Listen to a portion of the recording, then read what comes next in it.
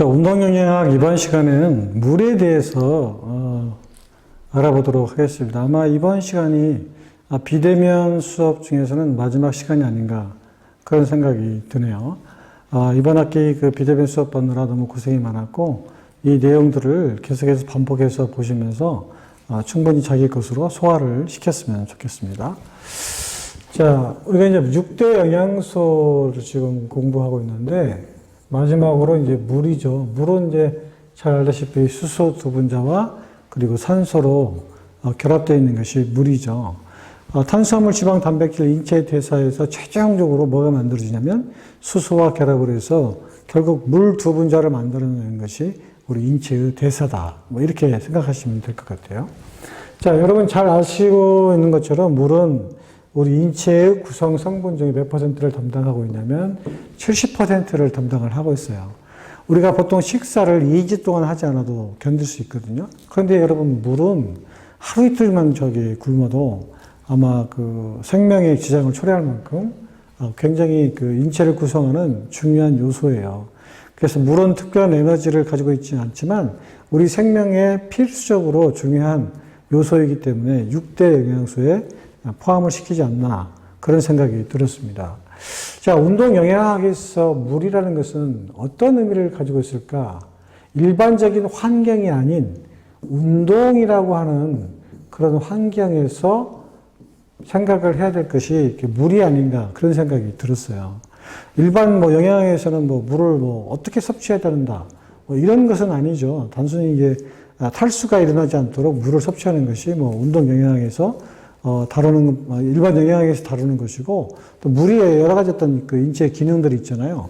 그런 것들이 이제 영양학에서 다뤄줄 거지만, 운동 영양학에서 이 물이라는 것은 뭐냐면, 운동이라는 환경에서 물을 어떻게 섭취를 해야 되는가, 수분 섭취가 굉장히 중요한 거예요.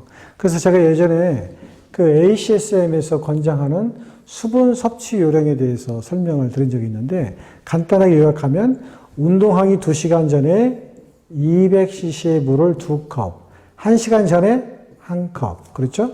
그 다음에 운동 중 매 20분마다 1컵, 그렇죠? 운동이 끝난 다음에 물을 섭취한다. 이건 기본적인 그 매뉴얼이거든요. 그래서 반드시 운동 중에 먹는 것도 중요하지만 운동하기 전에 먹는 것이 굉장히 중요하다. 그 얘기가 이제 포커스고요. 그런데 간단한 저항 운동 한다든가 웨이트 한다든가 이런 것들은 물을 먹는 의미가 없어요.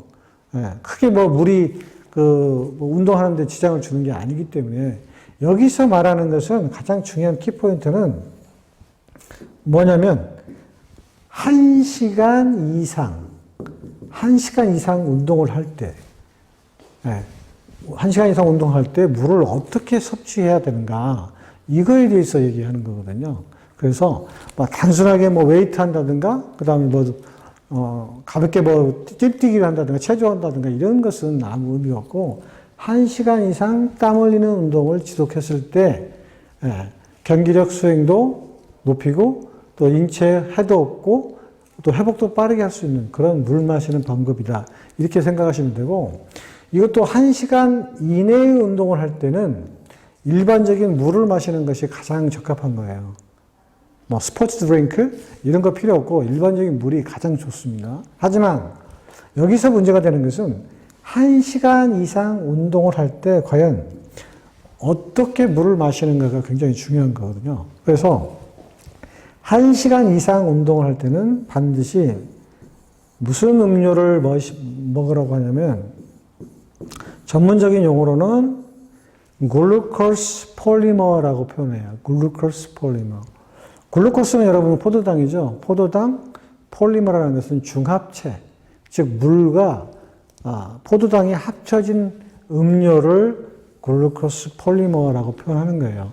이런 것들을 기초로 해서 개발된 것이 뭐냐면 여러분이 알고 계시는 포칼이라든가 게토레이라든가 파워에이드 이런 것들이거든요. 그러니까 이런 것들을 제품화, 상업화시킨 것이 바로 스포츠 드링크라고 생각하시면 돼요. 그러니까 1시간 이상 운동을 하게 되면 단순하게 수분만 빠지는 게 아니고 거기에 뭐가 빠져요? 무기질 같은 것들이 빠진다는 거죠. 무기질. 무기질은 뭐죠? 마그네슘, 나트륨, 뭐 칼슘, 뭐 이런 것들이잖아요. 염소 이런 것들이잖아요.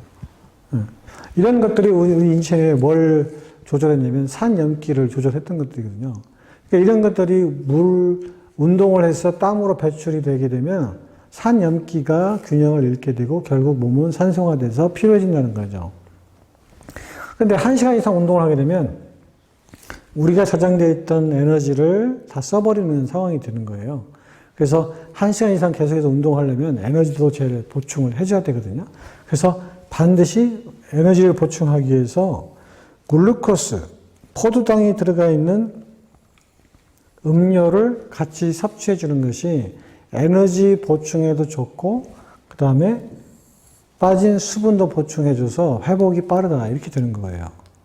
그래서 1시간 이상 지나치게 강한 운동을 할 때, 1시간 이상 땀 흘리는 운동을 할 때, 그때 뭐 해야 돼요? 이런 글루코스 폴리머를 먹어줘야 된다. 이게 없으면 당연히 스포츠 드링크를 먹어야 된다는 거죠. 그러니까 스포츠 드링크도 결국은 뭐냐면 1시간 이상 지속적인 운동을 할 때 필요하다는 거죠. 일반적으로 가볍게 10분 조깅했을 때 조깅하고 나서 내가 스포츠 드링크를 마신다? 이런 것은 아무 효과가 없다는 거예요. 자, 그러면 이런 글루코스 폴리머를 꼭 이런 스포츠 드링크라고 하는 비싼 음료를 사서 마셔야 되느냐? 그건 아니고, 1리터짜리 생수팩 있죠. 생수 페트병에다가 설탕 1스푼 내지 2스푼만 넣게 되면 이게 뭐가 돼요? 약 2%에서 3%의 글루코스 폴리머가 되는 거죠. 그래서 이거 마시면 돼요.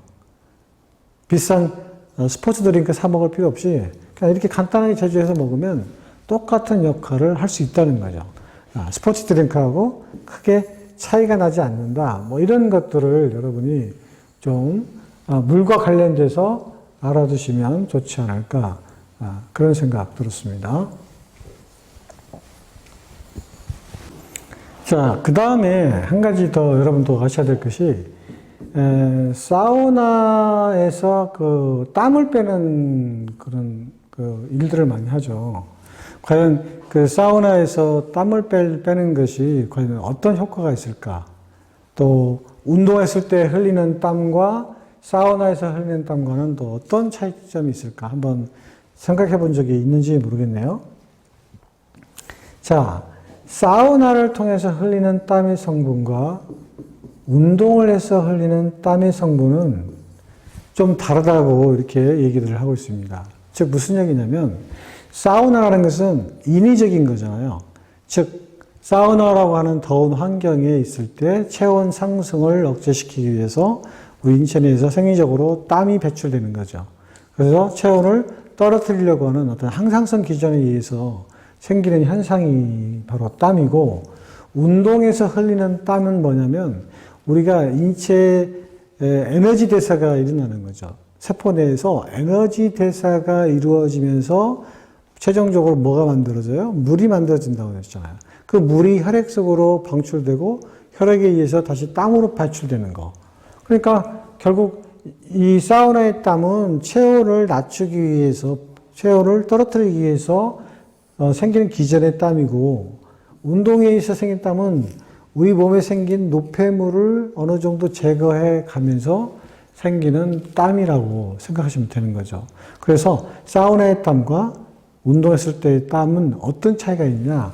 이 땀 속에 들어있는 무기질에서 약간의 좀 차이가 있다고 그래요. 그래서 독성이 많은 그런 무기질은 주로 운동을 통해서 많이 배출이 되고, 좋은 우리 인체의 땀의 무기질 성분은 보통 사우나 쪽을 통해서 많이 이렇게 빠져나간다. 막 그런 얘기들이 있습니다. 그래서 운동으로 흘리는 땀과 사우나를 통해서 흘리는 땀의 차이가 굉장히 크다.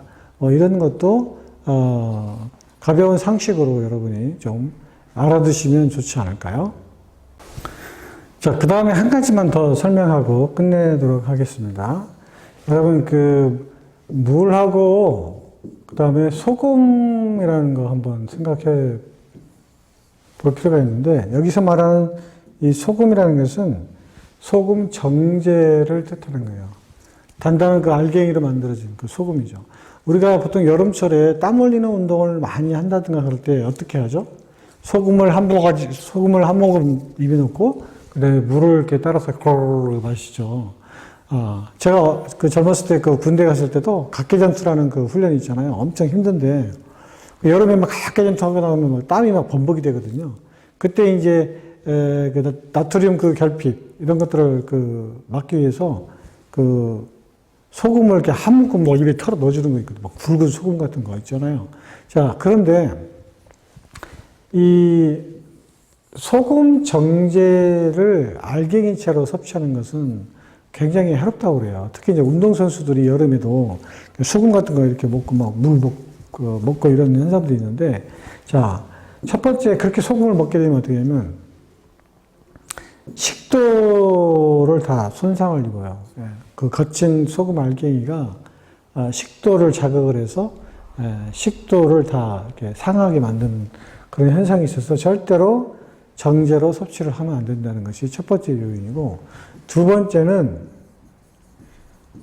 소금의 그 용량에 있어서 많은 양이 다량으로 들어갈 수가 있어요. 그래서 우리 몸에서 탄투압의 그 작용들을 일으켜서 전해질 손실이라든가 뭐 여러 가지 그 현상들을 일으키는 거죠. 그래서 혈압을 막 높인다든가 순간적으로. 그래서 용량을 알 수 없기 때문에 절대로 소금 정제로 섭취하는 것은 금지되어 있다. 그러면 어떻게 소금을 섭취해야 되냐면 물에 녹여서 물에 용해시켜서 적당량의 그 하루 나트륨 섭취량 여러분 아시죠? 섭취량을 섭취하는 것이 좋고, 여름에는 물론 이제 땀을 많이 흘리기 때문에 조금 더 많은 양을 섭취하는 것은 괜찮겠지만, 우리나라 음식 자체가 워낙 그 짠 음식으로 많이 돼 있어요. 그죠? 소금 섭취량이 엄청나니까 굳이 뭐 여름에도 소금을 따로 섭취할 필요는 없을 것 같아요. 보통 우리가 소금, 나트륨 함량이 많은 그 식품들의 대표인 것이 뭐 라면 같은 거 얘기 많이 하잖아요. 라면에 소금이 엄청 많이 들어있다. 그런데 실제 나트륨 함량이 가장 많이 들어있는 그 식품은 뭐냐면 칼국수 같은 것들이에요. 면류. 면류라는 것은, 면이라는 것은 굉장히 싱거운 거고 거기에 국물까지 들어있으니까 그 맛을 내기 위해서 엄청나게 많은 양의 그 나트륨이 들어간다는 거죠. 그래서 국물이 있는 음식, 특히 이제 면 종류, 그런 음식들이 의외로 소금이 많이 들어간다는 그런 얘기가 있습니다. 자, 오늘 1학기 운동영양학 비대면 수업으로 물이라는 것을 마지막으로 수업을 하게 됐습니다. 한 학기 동안 정말 그 동영상 강의 듣느라고 너무 고생들을 많이 했는데 끝까지 잘 마무리하시고 유정의 미를 거두시기를 부탁드리겠습니다. 수고하셨습니다.